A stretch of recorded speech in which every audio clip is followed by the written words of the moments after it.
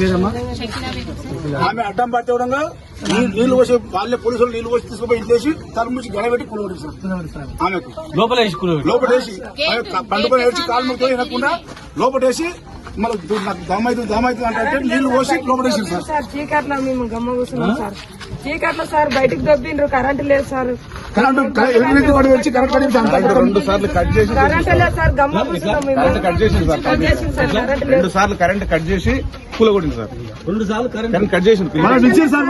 Department ఇచ్చారు. Electricity department లో కూడా ఎంబడే తెచ్చుకున్నారు పిలుచుకున్నారు. కరెంట్ కట్ చేసి కూలగొట్టింది. మరి బయట సర్టిఫికేట్లు ఇట్లా అన్ని దాంట్లోనే ఉన్నాయి సార్. ఏ సర్టిఫికేట్లు స్టడీ సర్టిఫికేట్లు ఏమి లేవు, అన్ని దాంట్లోనే పెట్టాయి. కనిపిస్తుంది సార్.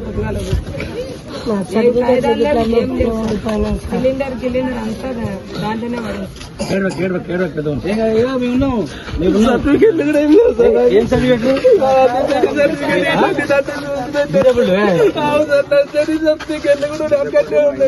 ఏం చదువుకున్నావు? Inter sir, boys college, degree MS college సర్టిఫికేట్లు కూడా అక్కడనే ఉన్నాయి. ఏం పని 9 గంటల వరకు ఎన్ని ఉన్నా. మా రిలేషన్స్ హెల్త్ బాగాలేనందుకు వచ్చి తీసుకెళ్లారు నన్ను. బ్లైండ్ ఉండే చదువుకున్నాను సార్. డిగ్రీ ఏమో ఎంఎస్ కాలేజ్. రాసేది ఎగ్జామ్ నేను చెప్తుంటే వేరే రాశారు సార్. 75% స్క్రైబ్ తీసుకుంటా. ఆ సర్టిఫికేట్లు కూడా ఇప్పుడు ఏం లేవు. ఏం కావు, సర్టిఫికేట్ తెప్పిస్తాము. వస్తాయి ఇప్పుడు సర్టిఫికేట్ వస్తాయి. ఇప్పుడు డిగ్రీ చదివినావు, డిగ్రీ చదివి ఇల్లు కట్టుకున్నావు. డిగ్రీ చదివి వెళ్ళిపోయింది సార్. మరి నేను చాకలేనని చెప్పి భార్య వదిలేసిపోయింది గుడ్డని అని చెప్పి. ఇంట్లో పొజిషన్ ఏం లేదు. ఇప్పుడు అన్నదమ్ముల్లో కొట్లాడుకుంటే ఇక్కడ వచ్చి పొందాను. ఇక్కడ నన్ను హ్యాపీగా ఉంటానని చెప్పి అనుకుంటే ఇక్కడ కూడా వచ్చి ఇదే తలకేదమే.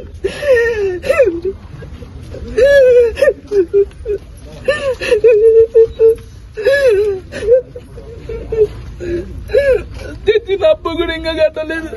ఫైనాన్స్ లో కూడా తెచ్చుకున్నా.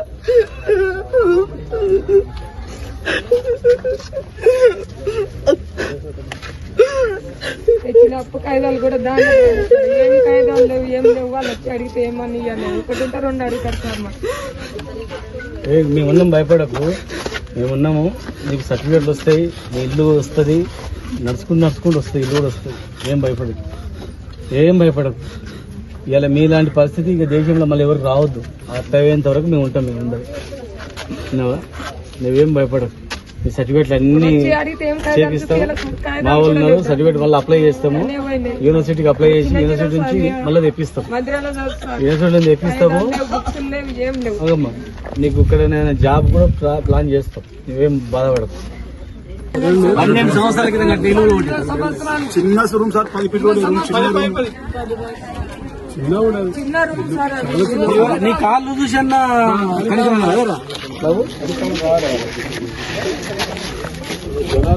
కనికరం రావాలి. ఇక్కడనే పడుకోండి. కట్టించే ధరకి ఇట్లా ఉందాం.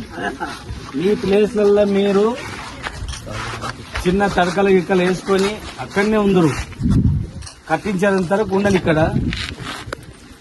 మీకు కావాల్సిన భోజనం గీజనం నేను ఏర్పాటు చేస్తాను. కాంగ్రెస్ ప్రభుత్వం అంటారు. ప్రభుత్వం వికలాంగుల కూల్చే ఉందంటే ప్రభుత్వం అధికారంలో వచ్చిన తర్వాత 8 నెలలు పూర్తి కాలేదు. ఆరోగ్య గ్యారెంటీ అని చెప్పింది. ఈ ప్రభుత్వ అధికారులు కానీ, ప్రభుత్వం రేవంత్ రెడ్డి కానీ మన మహబూబ్నగర్ జిల్లాలో ఇలా పనిచేస్తారు సార్. రేవంత్ రెడ్డి గారు అవును చెప్పండి సార్. రేవంత్ ప్రభుత్వం కాంగ్రెస్ ఎందుకు రావాలి? ఇటువంటి కాంగ్రెస్ ప్రభుత్వం ఎంబరి కూల్చి రాష్ట్రపతి పాలన పెట్టాలని కోరుతున్నాను. బ్లైండ్ ఇతని ప్రభుత్వం మళ్ళీ రావద్దు. మేము మీ 500 పెన్షన్ సరిపోదని, 500 పెన్షన్ సరిపోదని 4,000 చేసినాం. ఎందుకు 4,000?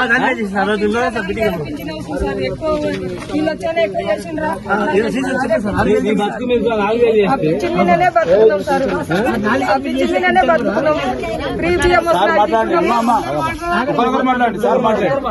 పింఛన్నే బతున్నాం సార్. మేము గవర్నమెంట్ కి వెళ్ళి ఫ్రీ బియ్యం వస్తున్నాయి, వండుకుంటున్నాం, తింటున్నాం, పింఛన్ తింటున్నాము, ఉంటున్నాం సార్. ఎక్కడ పోయి చేసినా నాకు 3 బిడ్డలు, 1 కొడుకు సార్. నాకు మా ఆయన, నీ బిడ్డ ఇట్లుంది, నీవి ఇట్లుండవు. నా 2 పిల్లలు కూడా సంబంధం రాదు, మీరు వెళ్ళిపోండి, మీకు రూమ్ వచ్చింది కదా అంటే ఇక్కడ వచ్చి ఉన్నాం సార్. ఇద్దరం సార్. ఇద్దరం బ్లైండ్ సార్. మా ఆయన ఇద్దరు పిల్లలు మంచిగా ఉండరు, వాళ్ళకన్నా సంబంధం మంచిగా రావాలన్న అన్నారు సార్. వాళ్ళిద్దరు మంచి వాళ్ళని నా కొడుకుని అక్కడ పెట్టుకొని ఉండరు సార్. మందవాదు మాది. వాళ్ళు పెట్టుకొని మిమ్మల్ని ఇలా కొట్టేసి అలాగొట్టింది సార్. మేము ఇక్కడనే రూమ్ కట్టుకొని ఇక్కడనే ఉన్నాం సార్. పింఛన్ పైసలు పెట్టుకొని కూలీనాలు చేసుకొని ఇక్కడనే ఉండి కట్టుకొని ఉన్నాం సార్. అన్ని దాంట్లో పోయినా సార్ ఏం లేవు. 2 రోజుల ఏం తిండి లేదు, ఏం లేదు. ఉదయం తిన్నాము ఉన్నాం ఇక్కడ. సారే పంపించిండమ్మా, సారే పంపినాడు సార్. మేము ఏడకి రేకుండా ఏడవై ఉండాలి సార్ ఇప్పుడు పరిస్థితి. మీ భూములలో మీరు మా ఆయన దొబ్బిండు ఇప్పుడు 7 నెలలు సార్. మేము మా ఆయన దొబ్బిండు. ఇద్దరు బ్యాండ్ వాళ్ళు అన్ని సంవత్సరం ఇక్కడ ఉండం సార్. మేము బ్లాండ్ అన్ని మా ఉన్న ఇద్దరు పిల్లలకు కూడా సంబంధం మంచిగా రాలి వీళ్ళని చూసి వస్తలేరు అన్నారు సార్. బిడ్డ గుడ్డేమని ఈమె గుడ్డ కనబడుతుంది అని అతని భార్యనేమో నీ కళ్ళు కనబడుతున్నా భార్య వదిలిపెట్టి వెళ్ళిపోయింది. తప్పుడు కొడితే కూడా పోలీస్ స్టేషన్ లో కంప్లైంట్ ఇస్తే నువ్వు మీ తమ్ముని దగ్గరకు రాను, నీకు ఇది ఇబ్బంది ఉంటే నీకే ఎక్కడైనా బయటకు పోయి బతుకుపో అని చెప్పి పోలీస్ స్టేషన్ లో కూడా కంప్లైంట్ ఎన్నో సందర్భాలు కంప్లైంట్ ఇచ్చాను సార్. కళ్ళు లేకపోయినా చదువుకున్న లాభం లేకపోయింది. చిన్న జీరా సార్ మేము మందిరాల్లో చదువుతుంది సార్. నా బిడ్డ ఆనే ఉంది హాస్టల్లో. పింఛన్ కానీ రాఖీ గట్టని కానీ వచ్చినాం ఇక్కడనే ఉన్నాం. ఇప్పుడు హాస్టల్ ఉంటుంది. నేనన్నా ఈడ రూమ్ వీళ్ళందరికీ ఈయన పెద్ద మనిషి బాబు ఇద్దరు వీళ్ళు తిప్పలు పడుకుంటా వీళ్ళని బాగు చేసుకుంటా దగ్గర తీసుకొని ఇవన్నీ ఇల్లు కథ నా దగ్గర కొట్లాడి అడిగి కమ్యూనిటీలు శాంక్షన్ చేయించుకున్నాం. రోడ్డు శాంక్షన్ చేసినాం. ఇంకా వేయకముందే ఎలక్షన్ వచ్చాయి. అది పోయింది ఇది పోయింది. నీళ్లు లేవంటే నీళ్లు తెచ్చినాం. మిషన్ బయట అయితే నీళ్లు మొత్తం అందరికి ఇంటింటికి నల్ల ఇచ్చినాం. మీరు భయపడకండి. అప్పుడు అంతకుముందు నీళ్ళకి ఎక్కడ దూరం పోతుంది. నీళ్లు ఇచ్చి కరెంట్ ఇచ్చి స్తంభాలు ఇచ్చి రోడ్లు కమ్యూనిటీలు ఇచ్చి అంత చేద్దామంటే అసలు ఈ చెరువు లేదు, నాల లేదు, కుంట లేదు, ఏమన్నా ఏం లేదు. ఎట్లా వడిసానికి చెరువు కూడా దగ్గర లేదు సార్. ఎట్లా వడిసానికి కూడా దగ్గర లేవు సార్ చెరువులు. మళ్ళా అందరం పోయి పడిసానికి కూడా చెరువు లేదు ఉండడానికి పట్టాలు గవర్నమెంట్ ఇచ్చిందా? గవర్నమెంట్ ఇచ్చింది కదా. పడిసానికి కూడా దగ్గర లేవు సార్ చెరువులు. మళ్ళా అందరం పోయి పడిసానికి కూడా చెరువు లేదు ఉండడానికి పట్టాలు గవర్నమెంట్ ఇచ్చిందా? గవర్నమెంట్ ఇచ్చింది కదా. పట్టాలు గవర్నమెంట్ ఇచ్చింది, లేబర్ ఇచ్చింది, 75 గజాలు కొలిసిచ్చింది, కట్టుకోవాలని చెప్పిర్రు. ఈఆర్ వాళ్ళని 3 సార్లు ఎన్క్వైరీ చేపించారు. ఇది బోకర్ సేవని వెళ్ళింది. మీరు కట్టుకోండి, మీకు ధైర్యంగా మేము ఉంటామని మీ ప్రభుత్వంలో చెప్పిండ్రు కాబట్టి మేము కట్టుకున్నాము. నల్లా బిల్లు కడుతున్నాము, కరెంటు బిల్లు కడుతున్నాము, ఇంటి పన్ను కడుతున్నాము. అన్ని గంటలకు కూడా మా నుంచి ఏం నష్టం జరిగిందో ఖండించాలి సార్. ఇది మేము ఉన్నాం ఖండించే. మా గవర్నమెంట్ ఉంటే అట్లా కాకుండా మేము ఉంటే మేము ఉంటే ఇంకా 4,000 పెన్షన్ 6,000 అవుతుండే, 2,000 పెన్షన్ 4,000 అవుతుండే. ఇంకా మీకు అన్ని మంచి చేస్తుంది. పాలమూరు పులిబిడ్డ ముఖ్యమంత్రి అన్నాడు, గుడ్డిగుంటల ఇండ్లు కూలగొట్టిపించాడు. ఎట్లా పాలమూరు పులిబిడ్డ ముఖ్యమంత్రి అయ్యాడు. మన పాలమూరు బాగుపడతా అని చెప్పిండు సార్. బాగుపడతా అని చెప్పి 8 నెలలు 9 నెలలు పడుతుందనే తల్లి అన్నట్లు గుడ్డల మీద పడ్డాడు సార్. వచ్చి గుడ్డల మీద పడ్డాడు. అది మా పరిస్థితి. అది అదే ఇసమో ఇస్తే అయిపోతుంది. ఈ రోడ్ల మీద పడడం కదా సార్. మా పాలమూరు బిడ్డలకు ఇసం ఇస్తున్నారని చెప్పాలి. ఇలా అమ్మ ఇప్పుడు గమనించండి. 10 ఏళ్ళు మేము కష్టపడి ఊరు బాగా చేస్తాం, హాస్పిటల్ బాగా చేస్తాం. కరోనా సమయంలో కూడా కరోనా కూడా ఎవరు రాలేదు సౌకర్యానికి. కరోనాలో కూడా మేమే మందులు పంపించి హాస్పిటల్ ఉన్నంగా పెద్ద హాస్పిటల్ కట్టిస్తున్నాం. ఒక హాస్పిటల్ ఉన్నంగా మిమ్మల్ని వెలకరియడానికి వచ్చి మీకు అండగా నిలబడి ఇండ్లు కట్టియాలని డిమాండ్ చేస్తే శ్రీనివాస్ గౌడ్ వాళ్ళని ఎక్కువ మాట్లాడుతూ ఇండ్లు కట్టిస్తారంటే ఉన్న ఇంకా అన్ని కూడా కొడతాము, రేపు నుంచి చూద్దామని అంటారు. ఇంకా మామూలు ఇంకా చాలా ఉన్నాయి అంటే ఏం చేస్తారు? ప్రాణం అయితే చేయరు కదా. మీరు దేశం అమ్ముకుంటుందా? ప్రాణాలు తీస్తే ప్రాణాలు చేయాలంటే ఇల్లు కొంప కట్టేయాలంతే. 2 మా డిమాండ్ సార్. ఉంటుందా? అంటే మిమ్మల్ని పలకరియడం కూడా పాపం అంట.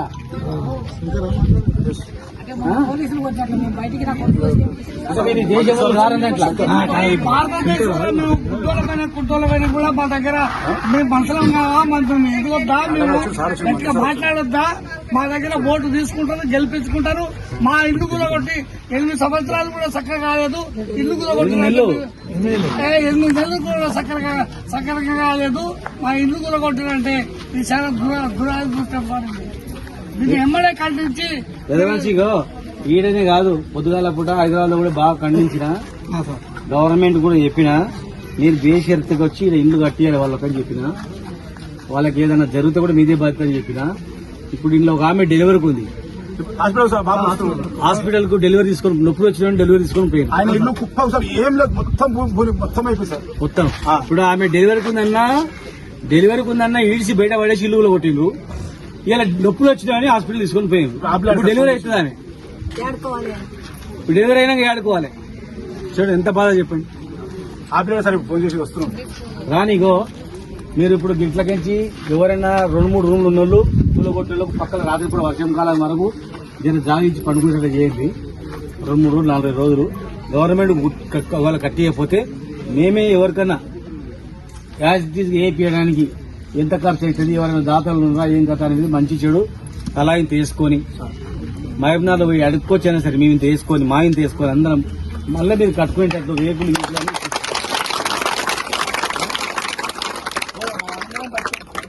ఎవరో ఇయ్యాలంటే ఇది కాదు, మనం అందరం కలుసుకొని పోదాం, పోయి జోల పట్టుకుందాం. బస్ స్టాండ్ లో పోయి గవర్నమెంట్ కూలగొట్టింది తలా ఇంత సాయం చేయండి బాబు అన్నాం. మనం మా ఊళ్ళో లీడర్లు అందరూ సాయం చేయమని చెప్తా. మా లీడర్ అందరి తలా 100నో 200 1000 1,00,000 ఎంత కెపాసిటీ కానీ ఇవ్వమంట. తక్కువ పడితే బయట అడుక్కోవచ్చైనా సరే ఇస్తాం. అడుక్కునే సరే దండం పెట్టి కాలు మొక్కైనా సరే తీసుకొచ్చి డబ్బులు ఇస్తా అంటే ఇస్తాము.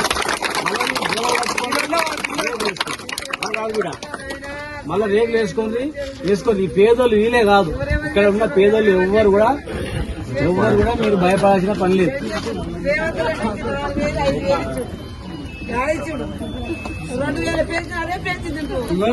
అప్పటివరకు ఇండ్లలో అమ్మా కెపాసిటీలో తినండి. టిఫిన్ ఉదయం మధ్యాహ్నం భోజనము రాత్రి భోజనము వండి పంపిస్తా. నేను మంచి దగ్గర తినండి, మంచినీళ్ళు పంపిస్తా. నీళ్లు మంచినీళ్లు అన్నం తినండి. ఉదయం టిఫిన్ కూడా పంపిస్తా. బాత్రూమ్ ఆడపిల్లల బాత్రూమ్లు లేవు కనుక ఎవరైనా బాత్రూమ్ల కాడ ఆడపిల్లల కాడికి ఎవరైనా ఇళ్లలో బయట బాత్రూమ్లలో చేయండి. ఎందుకంటే వాళ్ళు ఆడపిల్లలు కదా, స్నానాలు చేయడానికే బాత్రూమ్లకు ఒక బాత్రూమ్ ఇస్తే వాళ్ళు బాత్రూమ్ ఆడుకుంటారు. రాత్రి పూట వండుకుంటారు, పొద్దుగాల పూట వాళ్ళ ఇళ్ళ కాడ వాళ్ళు చదువు చేసుకుంటారు. వీళ్ళని తొందరగా గవర్నమెంట్ గా మేము చేయమంటే మేము చేస్తాం. సరే సార్, మేము చేసి రూమ్ వేసుకోవడానికి మేము ప్లాన్ చేస్తాం. మేము ప్లాన్ చేసి మేము తయారు చేస్తాం.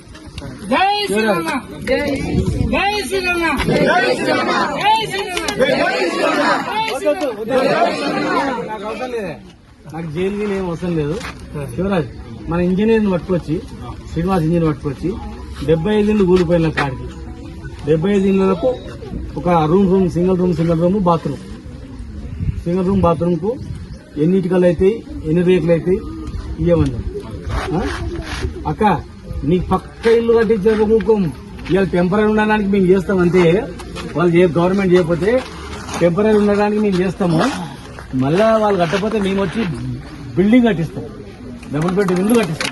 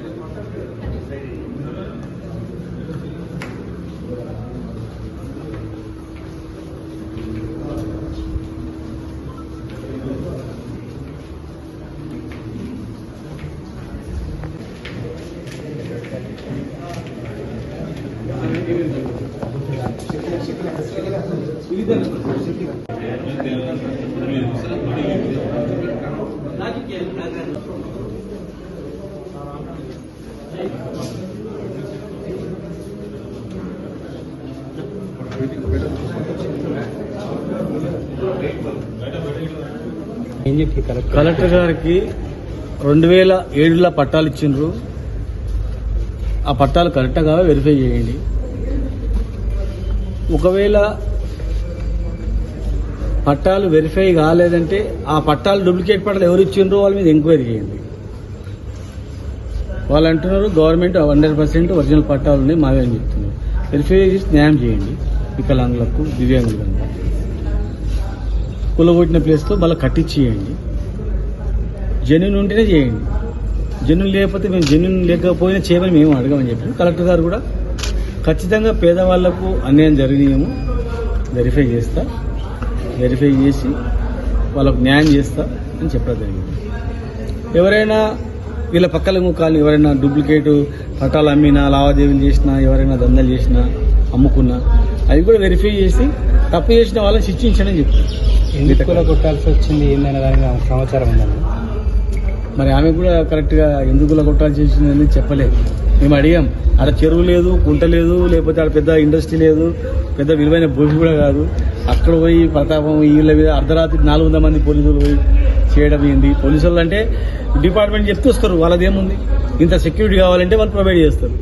అసలు ఎందుకు అర్ధరాత్రి పోయి మూకుమ్మడి దాడి చేయాల్సి వచ్చింది? కళ్ళు కూడా కనపడవు కదా వాళ్ళ మీద. 2 కానిస్టేబుల్ సరిపోతుంది. డెలివరీ అవుతుంది ఆమె అన్న కూడా ఆమెను బయట పెట్టిండ్రు. ఇవాళ మార్నింగ్ డెలివరీ అయింది. ఇప్పుడు ఆమె నిన్న ఇల్లు కూలగొట్టిండ్రు, బయట వేసిండ్రు, ఆమె డెలివరీ అయింది. ఇంకా కొంతమంది చనిపోతామని అంటున్నారు. మేము ఏమన్నా గ్యాస్ ను చచ్చిపోతాం, చనిపోకండి, మీ తరఫున కొట్లాడతామని చెప్పి వాళ్ళు చెప్పిండ్రు. న్యాయం చేయమని చెప్పి జెన్యున్ ఉంటేనే న్యాయం చేయండి. జెన్యున్ కాని వాళ్ళకి న్యాయం చేయకండి. మా రిక్వెస్ట్ కూడా అది. ఇష్టాన్ని కూడా మీరే భరించాలని చెప్పి